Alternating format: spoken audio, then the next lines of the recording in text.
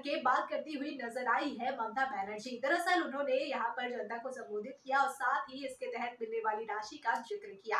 क्या कुछ कहा, आइए जानते हैं। बंगाल की मुख्यमंत्री ममता बनर्जी ने कहा, आमादेर पाड़ा आमादेर समाधान के तहत हमने प्रति बूथ 10 लाख रुपए जारी करने की योजना बनाई थी, जिससे यह कुल 8,000 करोड़ का कार्यक्रम बन गया।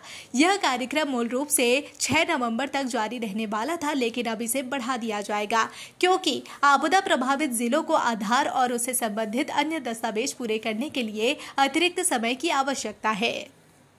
সেগুলোকে আরো একটু এক্সটেন্ডেড করতে হবে।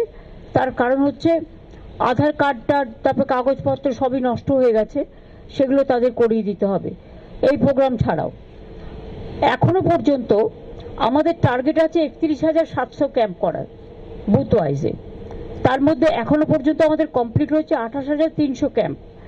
অলমোস্ট 90% বুথ আমরা কমপ্লিট করে ফেলেছি এবং সেখানে প্রায় 2.5 কোটি ভিজিটার্স এসছেন এবং তারা তাদের অনেক রকম প্রায় 383.58 লাখ স্কিমস আমরা রিসিভ করেছি।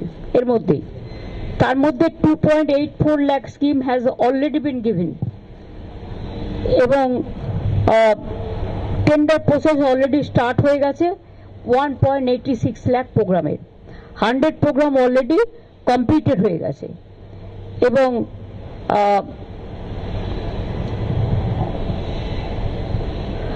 আমরা 94.7 lakhs application have been received।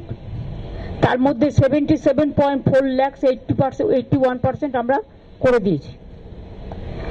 বাদ বাকি অ্যাপাস ক্যাম্প যেটা অ্যাফেক্টেড এরিয়া আছে সেখানে করা হচ্ছে এক্সটেনশন করে, যাদের সার্টিফিকেট হারিয়ে গেছে, যাদের আধার কার্ড হারিয়ে গেছে, যাদের সমস্ত ডকুমেন্টেশন হারিয়ে গেছে, তাদের ডুপ্লিকেট कार्ड समस्त इश्यू करार जन्य।